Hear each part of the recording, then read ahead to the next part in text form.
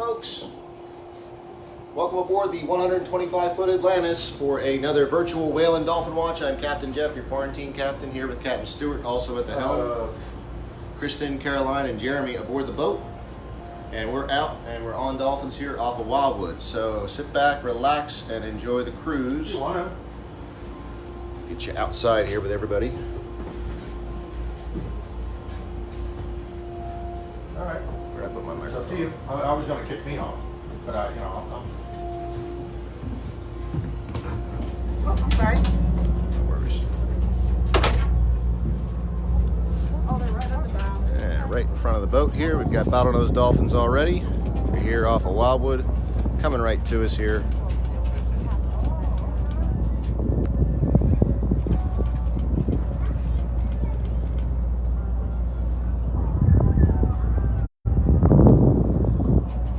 There we go. Just dove underneath the front of the boat here. And up ahead to the right, more dolphins.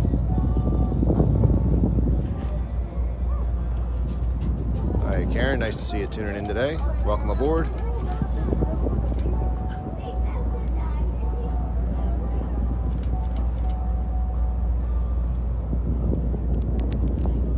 Now, when a female dolphin goes to give birth for the first time, she'll swim back to the matriarchal pod from which she was born. So, in most cases, her mother's there, her grandmother's there. In some rare cases, even her great-grandmother. You see, we've actually been able to prove lineage between the dolphins from generation to generation. When she goes to give birth, she'll be assisted in the birthing process by, for lack of a better phrase, a midwife. The midwife's there to assist in all aspects of the birthing process and to take over covering responsibilities back behind us right side on the surface here.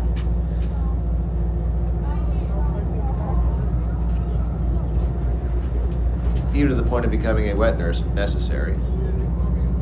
After a female dolphin gives birth, her first act as a new mom is always going to be to kick her calf up to the surface for their first breath of fresh air, to let them know that's where you have to go to breathe. After she's carried her calf for 12 months and given birth, it's not the end of the relationship, not at all. It's just the beginning of a new phase. She's going to become the nursing mom and nurse her calf for 12 months. And after that, she's going to become the teacher, and she'll teach her calf for another 12 months all the ways of the dolphin world.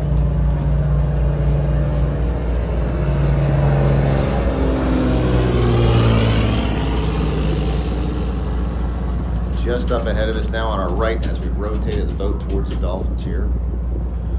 We're sitting here out of gear. The dolphins are swimming to us.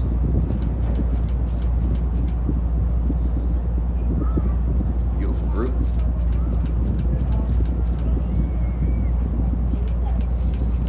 More dolphins out on the right coming this way.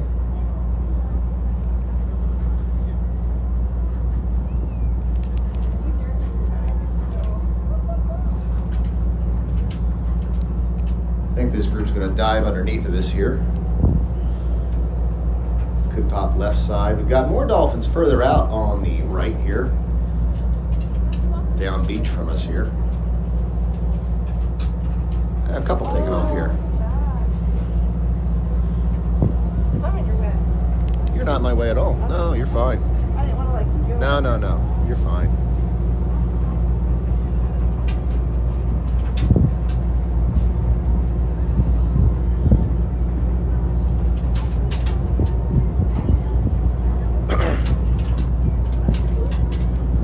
Dolphins are going behind us here to the right. This pod is going behind us, right side here. Oh, there's some more over. And we got more up ahead of us on our right at 1 o'clock there, further out about 100 yards. So a couple different pods here on the Wildwood beachfront.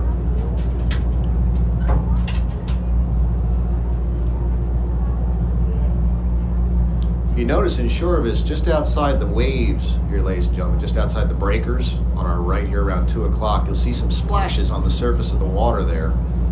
That's fish making those splashes. Probably a small bunker or menhaden. It's what the dolphins eat. They've got it pinned into the beach here. When we first arrived, the dolphins were in there chowing down, having lunch. They're chasing fish. They're having a little sushi for lunch. Dolphins are expert fishermen. They don't miss a trick. They will live and hunt and work within a cooperative community. They utilize cooperative hunting techniques to gather their fish.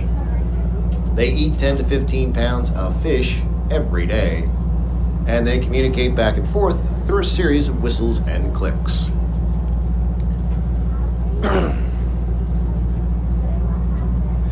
So good afternoon, ladies and gentlemen. If you're just tuning in with us today, you're aboard the 125-foot Atlantis on a virtual whale and dolphin watch here on Facebook Live. We've got a beautiful pod of dolphins here, right off the beachfront here in Wildwood. Actually, Wildwood Crest at the moment. Got a fairly calm ocean. A little choppier yesterday. We didn't go live yesterday. I'm here with Captain Stewart at the helm. I've got naturalist Kristen up taking photos. We'll be sharing with you later. We also have Caroline on board today, and we're joined by a new crew member, Jeremy, today. So some new crew on with us today. An absolutely beautiful day here at the shore, folks. Some folks down at the beach today here in the Wildwoods.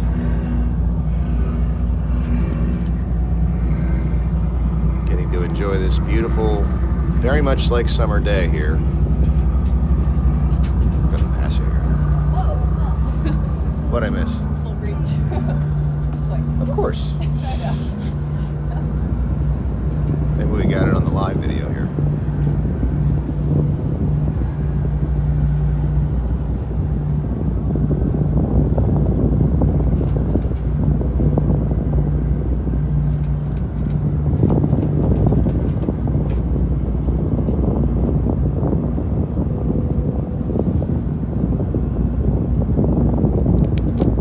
So what are we looking at today, folks? Are we looking at dolphins or porpoise? What's the difference? A lot of people use the names interchangeably like they are the same, and they're not. Today we're looking at dolphins. They're dead ahead of us right now, 12 o'clock here. They are not porpoise. See, dolphins have a beak which sticks out the front of their body, makes them appear like they're always smiling, and they have cone-shaped teeth. Porpoise, on the other hand, have a blunt head and spade-shaped teeth. Dolphins are also larger than porpoise. These bottlenose dolphins are about twice the size of a harbor porpoise. Another way you can tell the difference between the two, you can actually tell just by the time of year we see them here in Cape May. We see dolphins, we see porpoise, we see them in different seasons. Our dolphins, they show up here around the middle of April. They stay with us throughout the spring, summer, and fall. They leave here around the middle of December, and the dolphins do this because they like the water 50 degrees or warmer. Our water temperature out here today, 62.4 degrees. It's warming up nicely.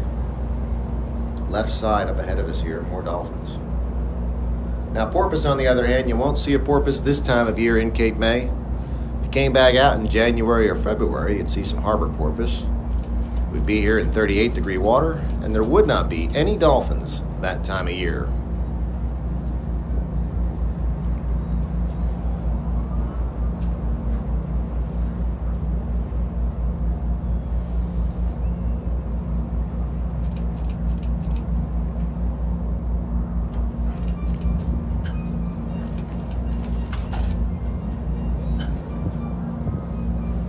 Focus fast enough for these guys. Oh, we got a calf just popped right next to us here.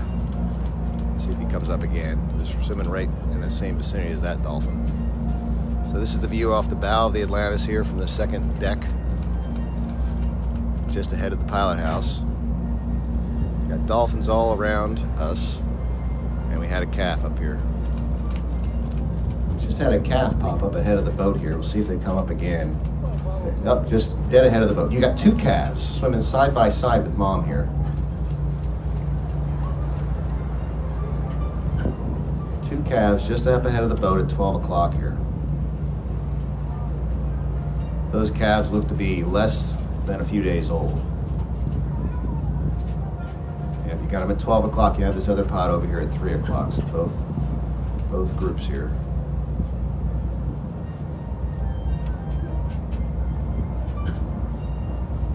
Give him a chance, he'll be back up. Rule number 1 in whale and dolphin watching, whatever goes down's got to come up. There's that calf just popped up ahead to the left here. 11 o'clock. Fairly close to us here.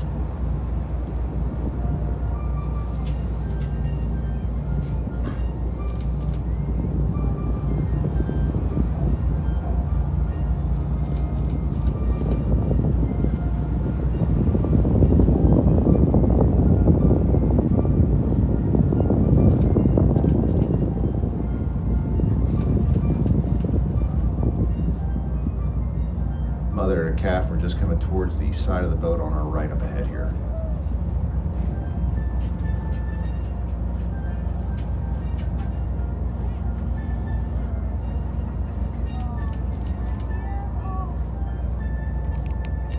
So close, I keep missing them. Apparently so do you.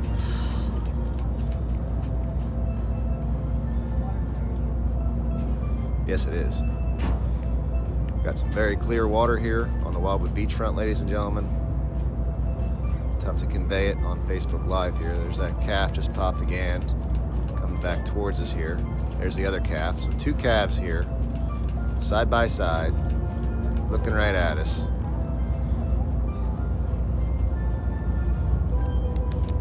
You got 2 calves in this pod here on the right. Every now and then you'll see the dolphins above the surface and you can see their eyes. Remember, they've got great vision above and below the surface. If you can see their eyes, they're going on a people watch. They're watching you, watching them. They're checking us out, seeing who's out in the big red boat today. Now, even though the dolphins have excellent vision above and below the surface, they navigate using another sense, something we don't possess as humans, and that's echolocation or sonar. What this is, it's actually a sound pulse or vocalization that the dolphins emit from the melon portion of their body. This sound travels through the water in front of the dolphin, and when it bounces off of stuff like the bottom of the ocean, the bottom of this boat, other dolphins or fish, the sound is sent back to the dolphin that sent it out and picked up by tiny receptors in the dolphin's lower jaw or chin. Their receptors, they are their teeth.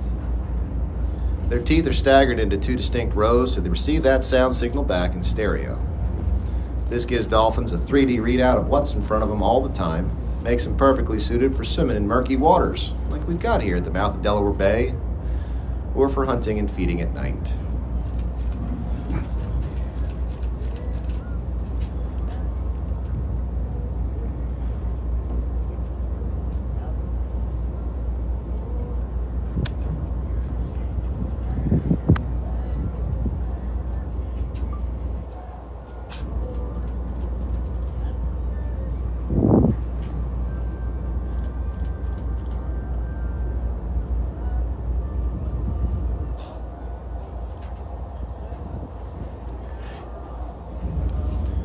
See Whitney still tuning in here. Nice to have you aboard, Whitney. For some reason, I don't have any comments up today. Anyway, if you're asking questions, ladies and gentlemen, I don't know what I did here to make it so I don't see the comments today, but if you have a question and you want it answered, please put it in the comments section. I'll do my best to answer it post-trip here. I've been a little lax with that lately, to be honest. We're getting a little busier here. We're out aboard the 125-foot Atlantis today on a virtual whale and dolphin watch. We are on a public cruise as well. We have folks aboard. We have our naturalist aboard today, taking photos of the dolphins. Naturalist Kristen's aboard. Captain Stewart's here with me at the helm. Caroline and Jeremy on the crew today. We're out with 25 passengers on an absolutely beautiful June day here in Wildwood Crest. So, a few folks at the beach on these big, beautiful beaches, doing their social distancing their way. We've got 2 calves in this group of dolphins, just went off to the left. Calves are in that pod, still swimming together.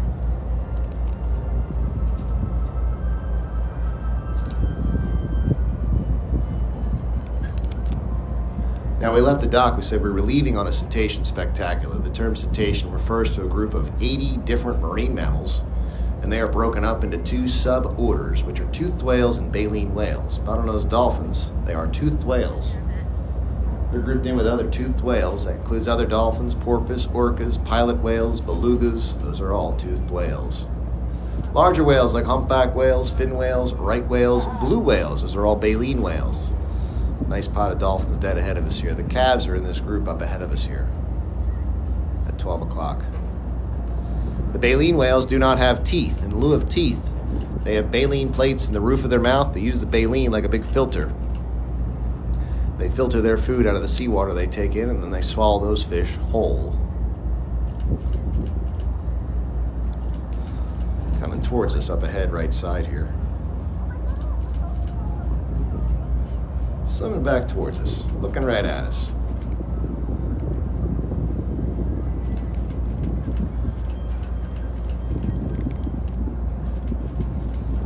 Good looks today here, ladies and gentlemen. There's that calf just popped. Yeah.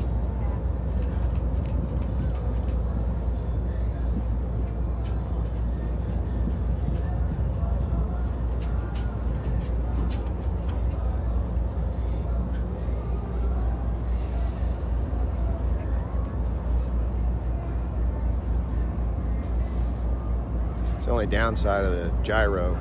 When I go to point it somewhere, it doesn't want to point.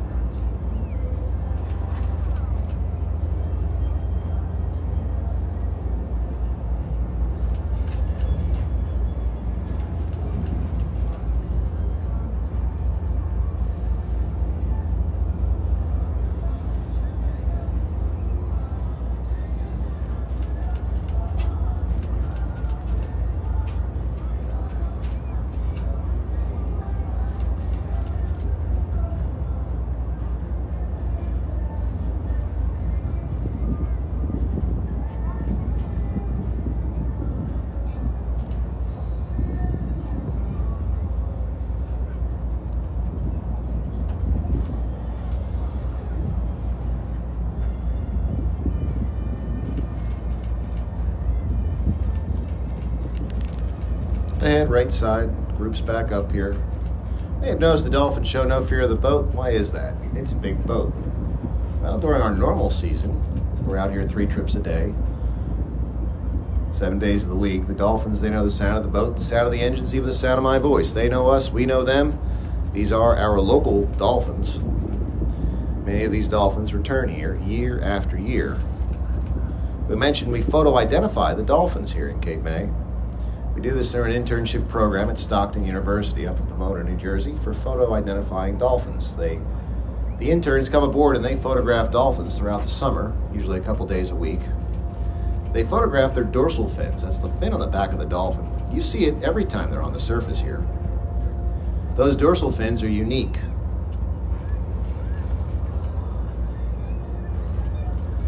It's like a fingerprint for that dolphin, and we can identify individuals this way, catalog them, count them, recognize when dolphins return to the area. Also with that information, we can compare our catalog of dolphins with other catalogs up and down the East Coast. It turns out when the dolphins migrate out of here in the wintertime, they spend their summers here in Cape May, they spend their winters in the Outer Banks of North Carolina. There's that calf just popped up ahead, right side at 2 o'clock here.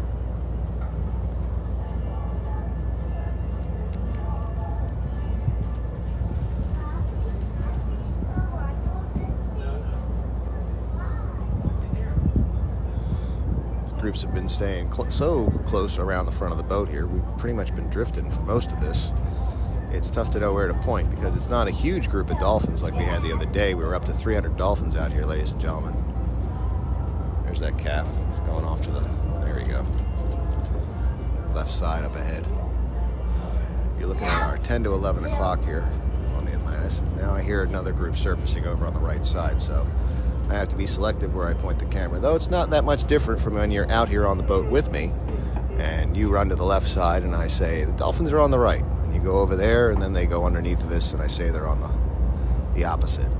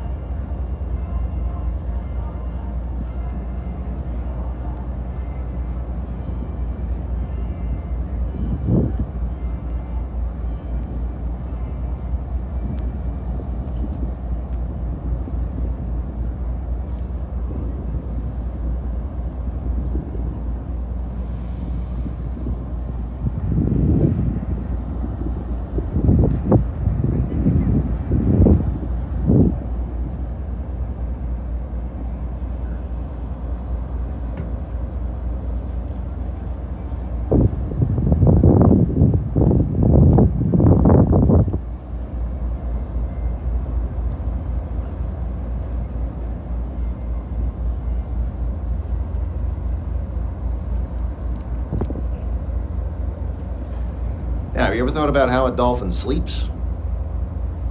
Not really, right? It's pretty important, though. Think about a sleeping dolphin like this. Dolphins, they are marine mammals. They've got a surface to breathe air. They breathe air like we do. We can't lay down on the ocean floor and take a nap, right? Neither can the dolphins. Now, scientists for years had studied other cetaceans, including humpback whales, and they had witnessed humpback whales doing something that they ended up calling logging when they were tired. Logging, like it sounds, is a pretty simple process for the humpback whale. They float on the surface with their back exposed to the air so they can breathe while they sleep. Now, humpback whales can do this because they're comprised of a lot of blubber. Blubber is a fatty tissue, and we all know fat floats. Dolphins, on the other hand, dolphins are comprised of more muscle tissue. Dolphins are more dense than water, and if they stop swimming, they'd actually sink and drown. Hard to believe for one of nature's best swimmers, and it puzzled scientists for years, until finally a Russian scientist had 2 dolphins in captivity. He hooked them up to a brainwave machine and solved the mystery. He discovered dolphins have the ability to isolate either hemisphere of their brain throughout the day. So throughout one part of the day, the dolphins are swimming on the left hemisphere of their brain only. The right hemisphere is turned off or sleeping. Throughout another part of the day, they're swimming on the right hemisphere of their brain only, and the left hemisphere is turned off or sleeping.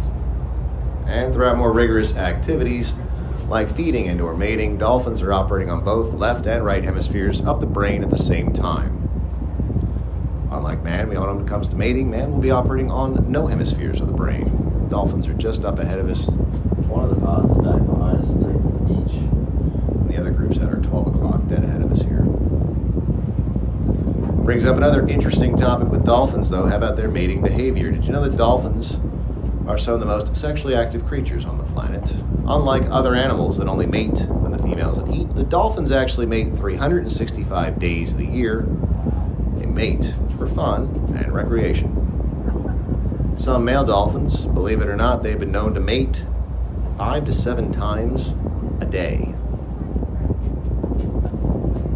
You gotta love those dolphins. Puts all new spin on that theory about coming back as a bird in the next life. Nicest groups up ahead of us here. We'll work on getting our last shots in with this pod.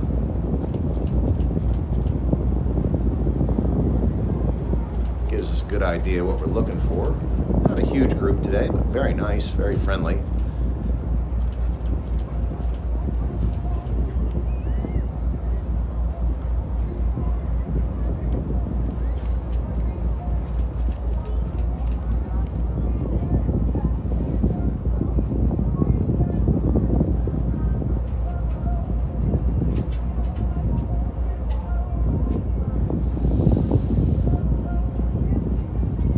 Just tuning in with us, folks, looks like the comments are turned off for some reason here. It's got to be something I did when I was putting this live video on, and I do apologize for that.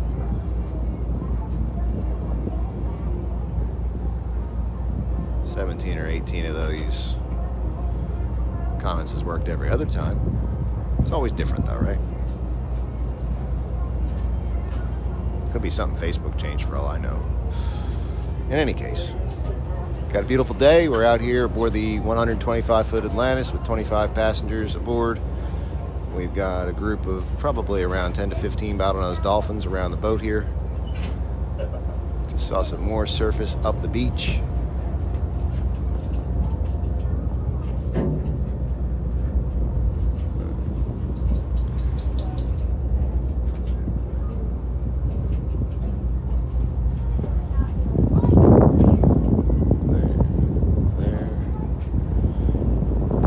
Stewart wants to go offshore here.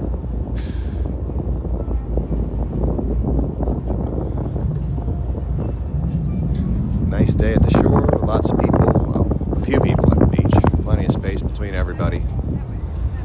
Air temperature is probably about 75 out here on the water, just below 80. We were in the 80s yesterday here at the shore. Nicer out on the water, it's like air conditioning.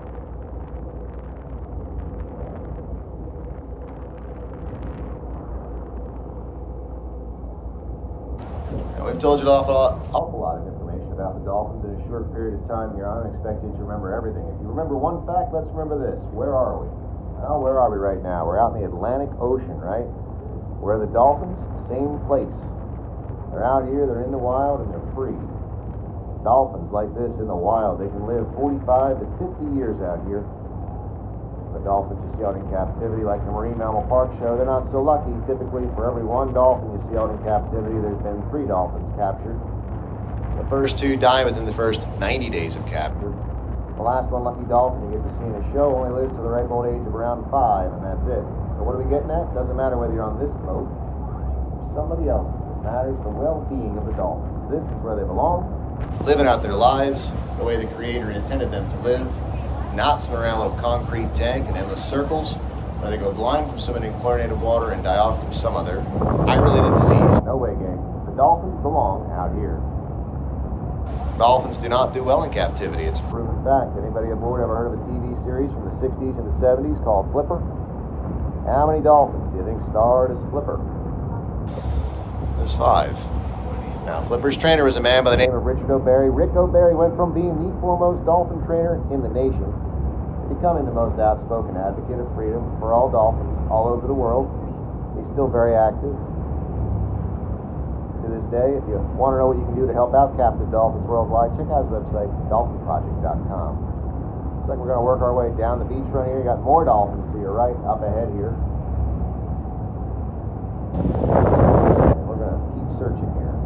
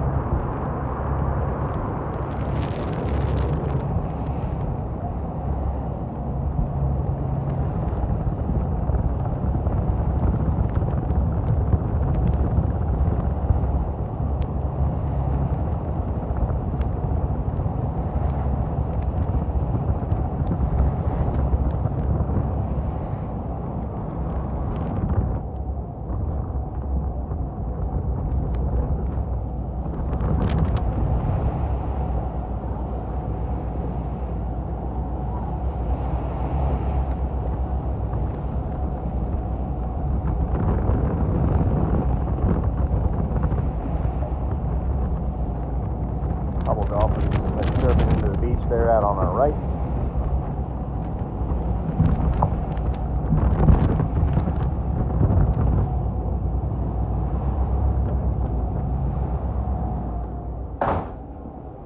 Where are we off to, boss? That way. That way.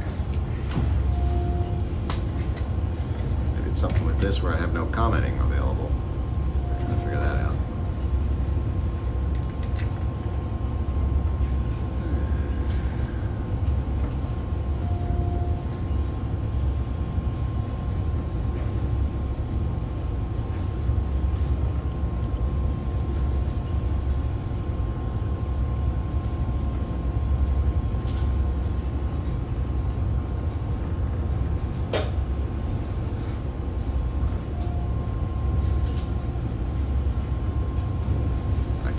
comment myself.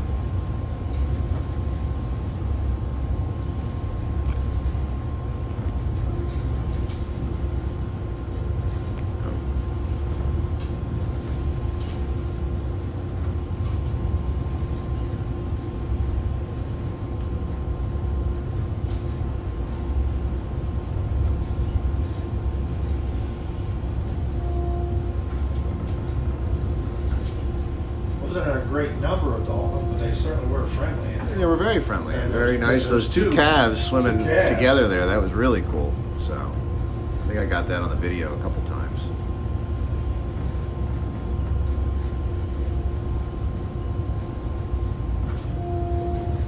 So that's always good.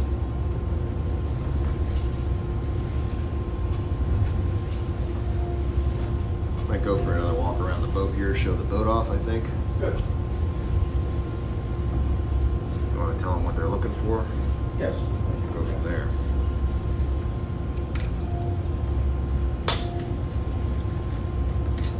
All right, folks, let's take a walk here. Once again, if you're tuning in with us just now, you are aboard the 125-foot Atlantis. We just wrapped up on a beautiful pod of dolphins in on the Wildwood beachfront.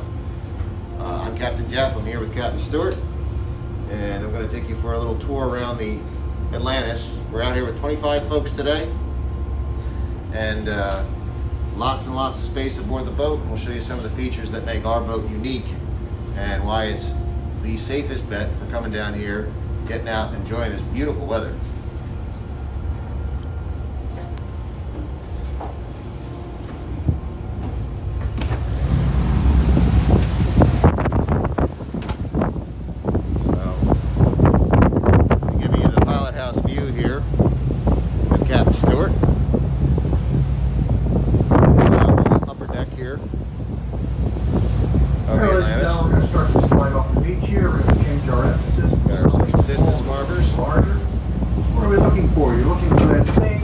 Typical spout of the whale, just like in the movies. Remember the old There's Load? Same type of event. Now a humpback whale can put up a spout 8 to 12 feet tall. Finback whale, 20 feet high. Keep your eyes open. I look predominantly out the front of the boat. If you look out the side, Good view out the stern. down, real helpful. Now everybody on board has what's known as peripheral vision. You try to make use of that big time. How do you do that? You need to be looking out to the right, out to the left, as far away from the boat as possible. If you're looking far away from the boat, something's surface is closer. Your peripheral vision don't pick that up. Wildwood in the distance However, there. if you're looking close to the boat, something's surface is far away. Your peripheral vision's not going to pick it up. All right, guys? Certainly not crowded today. A little haze. It might be a little clear down on the Cape Bay. Slide that direction. Lots of space on the upper deck. And off the beach. Again, this is a 300-passenger vessel. We're out here with 25 people. Lots of space. Good time to go, folks. The two little calves in there. Those calves are covered. Keep walking here. Every once in a while you'll see a horseshoe crab in the water. We just went past one there.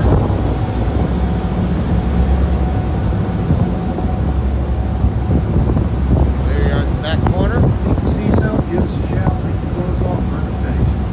Great whale dog. All right?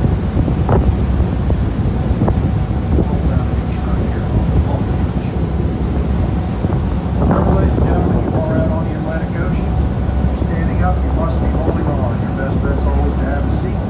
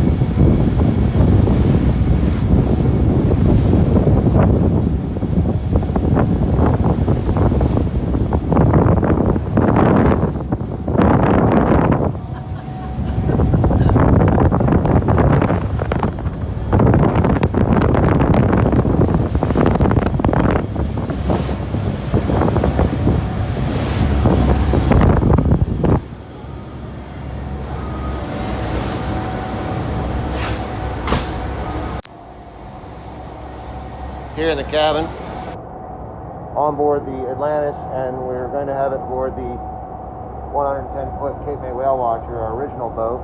You can see our dividers between our booths, so you can be seated inside the cabin with a layer between you and anybody else that might be seated at the next dinette. Now, at our current capacity, they're really not an issue. 25 people, 125 foot of boat. It's there's more than enough space that we could space everybody out at every other dinette or something like that. These are our dividers. We have them throughout the cabin.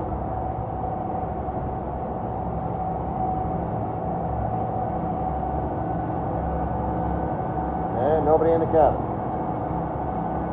But again, lots and lots of space. We are running public trips. This is a public trip.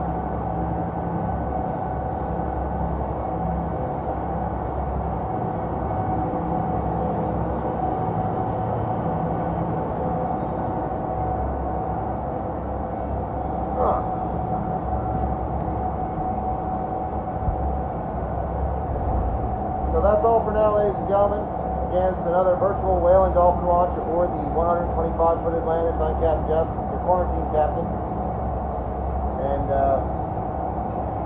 we hope to have you aboard here the next few weeks. Lots and lots of space still aboard the boat. We're doing everything we can to keep everybody safe. The crew is working diligently throughout the trip to keep the boat wiped down and clean. And that's while we're underway. We do our normal cleaning at the dock, as we always have been. And we are wearing our face masks. We are doing our social distancing, everything we can to keep you safe. So, we'd love to have you come down. Lots of sightings. In the meantime, if you can't make it out with us, keep doing the virtual trips. Sit back, relax. Stay safe at home. But if you want to come to the shore, I suggest coming on down, folks. Outdoor dining is going to open up. Straight out on the right-hand side, this is the city of Cape May. Cape May is quite a historic city, dating back to the whaling days and beyond. It used to be a 2-day journey down to the capital city of Philadelphia.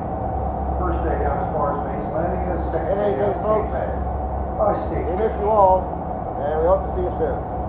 Buy your tickets at CapeMayWhaleWatcher.com, and I hope to see you. Signing off, Captain Jeff.